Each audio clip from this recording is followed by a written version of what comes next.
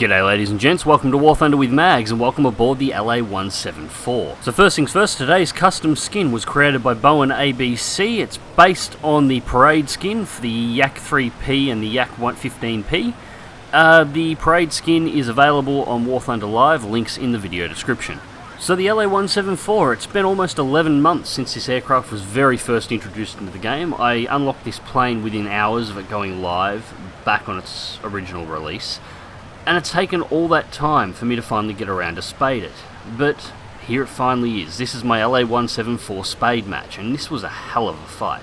So back when this plane was first released, it had possibly the worst jet flight model I had ever seen released in War Thunder. It was borderline unflyable. The plane would kill itself from overheating within minutes of taking off. It was horrible. Thankfully, it's had several flight model overhauls since that time, and now it's not bad. The LA-174 shares a flight model with the LA-15. In fact, it's an identical aircraft except for one small detail. The LA-15 is battle rating 8, where the LA-174 is battle rating 7.7. In the current game, this makes very little difference to its matchmaking, however. In fact, in this match, I'm teamed up with Captain 544. He is flying his LA-174, and Grivius, who is flying his LA-15. Now, the LA-174 has a couple of advantages up its sleeve. It's an incredibly light aircraft with an extremely good thrust-to-weight ratio. This gives it great energy retention. It's also one of the fastest accelerating aircraft of its battle rating. Its downside is its top speed. It redlines at 350 kilometers an hour, and once you pass that red line, you run the risk of breaking your wings at any moment. You can push outwards of 1,000 kilometers an hour, however, you are under risk of ripping your wings at all times. This is something that you do need to keep in mind at all times. Due to the extremely light airframe and extremely powerful engine, this plane can actually pass its red line and rip its own wings in level flight, or even in a slight climb. You have to be aware of the speeds you are doing at all times. However, it is unable to break its wings during maneuvers. This is in part due to its lack of maneuverability in the horizontal. It's not an incredibly fast turning aircraft. You really require vertical maneuvers, as you see here, in order to use gravity to assist your turns. Attempting to turn in the horizontal in this aircraft, you will be outturned by just about everything you face, and you will be killed. Thankfully, its great thrust-to-weight ratio and its energy retention means it's able to attain altitude very easily for those vertical maneuvers. It's armed with three 23mm cannons with 300 rounds of ammunition total, so 100 rounds each, which is actually a fairly good armament for this aircraft. It operates extremely well, although the fire rates on the guns do make the ammunition loads short, especially if you get a little heavy on the trigger. So at the moment, as you can see, we're in the initial period of the fight. Everybody's gone low altitude. I'm booming in and out of the swarm of enemy fighters, trying to engage an F2H Banshee. He's actually fighting and turning in a very similar style than I am, and it's making it rather difficult to get guns on target. That's one thing with the LA-174 and the LA-15 as well. You need patience if you're going to get killed. But when you get on sight, it is really worth it.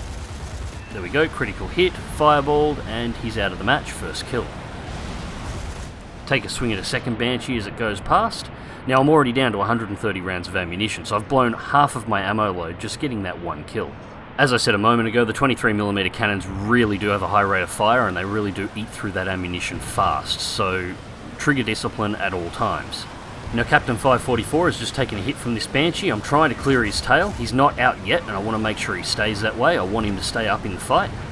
Dropping in on its tail. Now I'm using air brakes to turn here. The air brakes don't do an incredibly large amount to slow this plane down, except at exceptionally high speeds.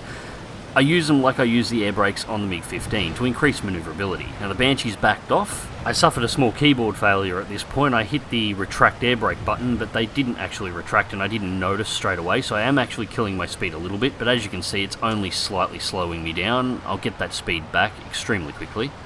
And my cannon load is now down to 107 rounds of ammunition, so I've really only got enough ammo on board for one more engagement, and then I have to RTB to get more ammo. Now there's a Meteor ahead. These things are incredibly dangerous. They have higher energy retention than the LA-174, they're extremely maneuverable, they have a lot of ammo and they have a lot of guns, so that Meteor needs to be removed from this fight. We've got an F-80C up and behind. Grievous is engaging him at the moment. I don't think he needs my help, and I want to get this Meteor away from the runway so I have the opportunity to put down after he's been eliminated. So, pulling it up, going to WEP, Now my oil is overheating. It is actually very easy to cool this plane down. You just pull it off WEP and it will chill out of the overheat without a problem, so I have no problem riding the WEP back into altitude. And you can see the energy retention there, despite the fact that I was only doing just under 600 kilometers an hour when I was on the deck, rode out to 9,000 feet and into the clouds to disappear in just a couple of seconds, and still managing to maintain around 350 kilometers an hour in the clouds. As soon as I pull off the WEP, as you can see, the oil goes back to amber, which is quite fine to operate under. Now as I hit the cloud bank, I changed my mind. Grievous has the F-80C on his tail at the moment, so I'm turning the plane back around and moving to intercept. However, he's a long way out at 9 kilometers. I am going to do my best to try and give him a little bit of assistance, however. 8.5 kilometers out and still closing. However, Grievous just let me know that the F-80C appears to be running straight back for base, and the F-80C is actually faster than the LA-174. It's able to push out 1,000 kilometers an hour quite safely when fully upgraded. However, this meteor has popped back out of the clouds behind, so I had to make a choice, and that meteor is the biggest risk at the moment. If Grievous wants to put down, he needs to land on that runway, and we can't have the meteor there. I'm going to have to land, and Captain 544 is getting ready to put his LA-174 down on the runway as well, because he's trailing black smoke at the moment. He's a very, very tasty target for a meteor that's lurking over the runway. We also have several other aircraft that have had to perform emergency landings, so somebody's got to clear the airspace. So Captain 544 is forming up with me. He's going to get me to escort him into the runway when I engage the meteor. He's going to try and put down. A MiG-15 is trying to engage the meteor at this time, but does appear to be having a problem with it. That's got me curious on exactly what model of meteor this is. I'm thinking it's probably not an F3. 1.9 off target, invert into dive and close range, and it's a Meteor F4 shortwing. And those things are incredibly powerful, almost as powerful as the F8 Meteor, so he needs to be removed. Thankfully, he didn't see me coming. Shots on, critical strike, and he's out. Second kill. Now, I only have 37 rounds of ammunition left on board. Grievous has just let me know over comms that the F-80C has turned back around and he's about to re-engage. I had to make a choice here. Runway is clear and everybody can put down, but I only have 37 rounds of ammunition. I don't have enough to safely engage the F-80C. So I decide I'm going to put down and hope that Grievous can handle it on his own. Unfortunately, I killed Grievous doing this. The F-80C pilot on the enemy team is actually an incredibly good pilot, and he's about to kill Grievous and make him his 4th kill. So he's definitely the kill leader in this battle at the moment. Now, why my decision did get Grievous killed, as you're about to see, it was the right decision to make. The pilot was incredibly skilled in that F-80C. With 37 rounds of ammunition, I would not have killed him, and I would have likely gotten myself killed in the process. So bringing this thing in for landing. Now, this is another one of those jets that doesn't really want to lose speed below 300 kilometers an hour, so I got to pull some really aggressive moves on 0 throttle in order to put this thing on the deck. Air brakes deployed, but as you can see, they're not really pulling the aircraft up. It's mainly the large snaking maneuvers that I'm doing to actually pull this plane's speed down. I've got to get it below at least 350 before touchdown. There we go, 350. I can deploy the landing gear now without it ripping off. 330 touchdown.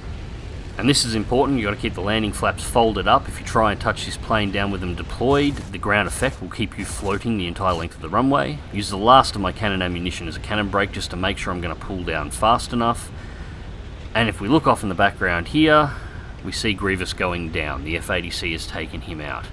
Thankfully, it means I know how far the guy is away at the moment. He's about 18 kilometers out. This gives us a little bit of time to get our repairs done and get back off the ground, so we can take our revenge. So 60 seconds later and we're lifting off the runway. Unfortunately, the F-80C has closed the distance. It's only 2.5 kilometers away, just over the other side of a mountain range. So I'm going to have to keep this thing low and fast and break as much distance away from it as I possibly can. Hopefully getting over the mountains before it clears the mountains behind me and gets direct line of sight on me, as this aircraft, well, the F-80C, is a faster machine.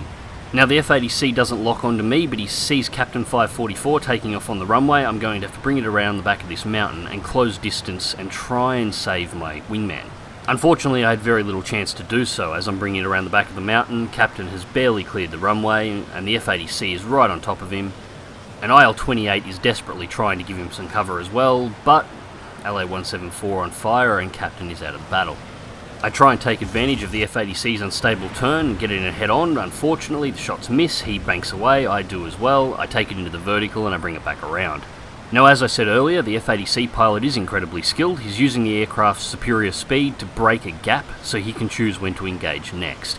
And unfortunately, this is the problem. Ideally, I would like to engage this F-80C at altitudes of above 20,000 feet. This is because the light air weight of the airframe and the incredibly powerful engine on the LA-174 means that as it gets into altitudes going above 20,000 feet heading towards 30,000 feet, it actually doesn't lose a whole lot of its low altitude performance, where aircraft like the F-80C really suffer, losing both engine power and manoeuvrability. Of course, fighting in that altitude requires that the F-80C actually come up to that altitude in order to engage, and this guy is not going to make that mistake. Now at this time, it's down to me and this IL-28. There is nobody else left on this team. Now looking at the scoreboard, the enemy team appears to have 3 aircraft up, however that is not entirely the case. There's actually only 2 aircraft remaining on the enemy team. One of them has crashed and simply not been ejected from the aircraft yet. So it's actually a 2-on-2 battle, however it's this F-80C and a Meteor. Now I'm not exactly sure where that Meteor is, I haven't seen it since the start of the match, so it could be anywhere, and this F-80C is breaking out past 5 kilometers and still continuing to extend. I'm going to need to take altitude as much as I possibly can. I'm going to need this altitude in order to engage the F-80C when it decides to turn around. I also need it in order to keep myself in a defensive position against a Meteor that I have no idea where its current location is. Now the IL-28 is still continuing to pursue the F-80C, he's staying at low altitude. I don't really blame him, the IL-28 is not exactly known for its high climb rate. And there's the Meteor, it's just popped up on screen. That's what the F-80C was running for, it was getting into a position so it can engage 2-on-2. Both of them have turned back around and are engaging the IL-28. Roll the plane over and begin to dive in. I want to get rid of this Meteor if possible first. The Meteor looks like it's dropping onto the tail of the IL-28, and I'm diving in on it as fast as I can, but the F-80C pops up to my right hand side. I'm going to have to trust that the tail gunners on the IL-28 will do their job and go for the F-80C, and yes they do. The Meteor tail sat on an IL-28 at close range and got shot in the face by 23mm for its trouble, so that's it, it's now down to a one-on-one fight. It's me and the F-80C. 1.3 kilometers out, I'm maintaining about the maximum speed that I can at this altitude without running the risk of braking. F-80C goes vertical, tries to roll over, I'm trying to follow, but it has the higher turn rate. Shots in, miss. He pops his air brakes in the turn, checks 6, and there he is dropping in behind me. So an extremely well done maneuver. Take it into the vertical, rolling the plane aggressively. 50 caliber shots go buzzing past.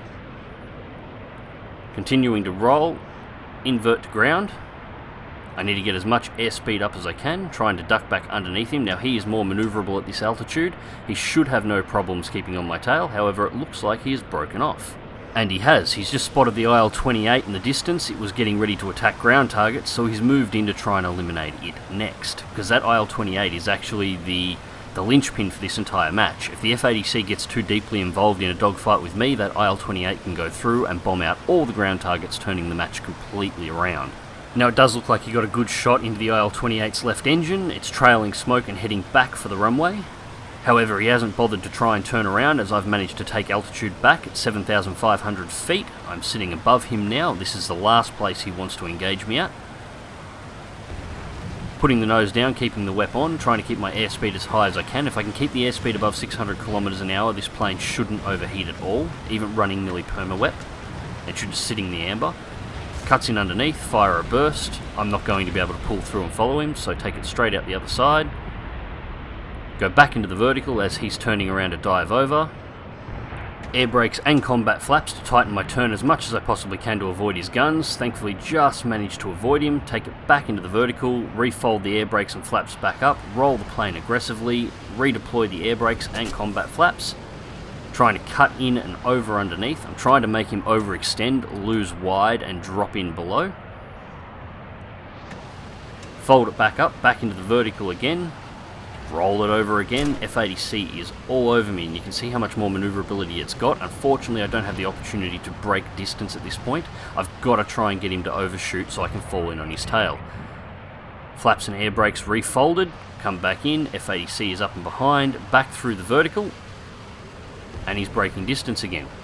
Now what actually happened there is why the F-80C is vastly more manoeuvrable than the LA-174 is at low altitudes. It loses a lot of speed in its turns. You'll notice that I barely dropped below 400 kilometers an hour at any point in those maneuvers. He was probably down at about 300, 350 during his last turns. Now, the F80C at those speeds actually loses maneuverability, and the LA174 has an advantage, so he's trying to extend the gap at the moment, get his speed back up so he can re-engage. I also suspect at this point in time that he's starting to run low on ammunition. He's been engaged in this fight for quite some time. He's shot down a lot of aircraft and he's only had the opportunity to RTB once, so he's probably down to about a quarter of his ammo load. He's extending the gap out towards his base, one, so he has flat cover at the runway when he decides to re-engage. He also is extending out in that direction so that if I don't follow, he can put down and grab a fresh ammo load. Thankfully, I have 245 rounds of ammo left on board, so I have no need to RTB at this point in time, so I'm going to move to follow. The IL-28 is back from the base with a repair and a bomb load and is beginning to do runs on ground targets. Now that IL-28 attacking ground targets is actually great news for me. Right now, you can't see it, but he's actually throwing some messages up in chat, trying to throw me off my game. However, all the pressure is actually on him. He's sitting on 4 kills at the moment. To win this match, he's going to actually have to shoot down 6 planes. That's a pretty serious win, and it's basically a carry match as he's the last man left standing on his team. Now, while the IL-28 is attacking ground targets, he's going to be watching his ticker counter slowly disintegrating in front of him. He's going to be getting warnings about running out of ground targets. He's going to be getting messages such as, one of your bases have been destroyed. He's a great pilot, but right now the mental pressure for him to make this win has to be building up on him. Something else that he can't see at the moment is the MiG-15 has actually rejoined the fight. I thought he got shot down, but what actually happened is when he saw the enemy aircraft approaching in on the runway, he actually J'd out and has been AFK J'd out on the runway for about half of this match. Now, I don't particularly like this, but that's what the MiG-15 has done, and he is approaching in my direction rapidly. So climbing out past 10,000 feet, I've lost track of the F-80C. I know he has to be around this area, so I'm just waiting for him to show up. Still got no dots. I can't see anything on the runway at this time. No dots rendered. I'm going to tip it over and go in for a dive and see whether or not he pops up. I actually think I might see some movement down there now. Diving in fast. Passing 700. Still nothing, and yep, he was there. He turned off and was actually parked between the buildings on the side of his runway. So he's landed, he's getting a repair and a rearm. I'm going too fast to continue the dive through. Would like to give him a chance to leave. Passing across the top has set off the sirens. He now knows he can eject out of the plane if he wants to. His call. Turning back around to circle the runway, it looks like his repair's just completed. He's been transported to the end of the runway. Is he going to take off or is he going to eject out? That is the question. Just tracking him on the runway at the moment, and he is definitely taking off. He's definitely taking off at the moment. Okay. 7.4, 680, just working out exactly how fast I'm going to accelerate down in this dive. He's just cleared the end of the runway. His wheels up. Okay. So, we're going to finish this fight. He's now on a full ammo load and is completely repaired, so any damage that he may have had is gone. He's got full fuel. Diving in, 760, 770, air brakes deployed. I don't want to go too fast, I don't want to break my own wings in this. Line up the shot. Fire through and get a hit, but no critical damage. So he's still flying, take it straight back into the vertical, loop it over. Now of course he made his choice when he took off. He's now at low energy, at low altitude. I have all the advantages over the top of him. But he is an exceptionally good pilot, and he's trying to fly level at the moment to get speed up in the F-80. He lifts the nose up. Can't quite dip down fast enough. If I dipped the nose there, I potentially wouldn't have pulled out of that dive and would have ended up killing myself. Back into the vertical and looping over. He's turning in on the mountains. He's trying to stay extremely low to the ground. He's trying to force me to dive in and actually pancake. So even at low energy, at low speed, he's doing all the right moves to make this as hard as he possibly can for me.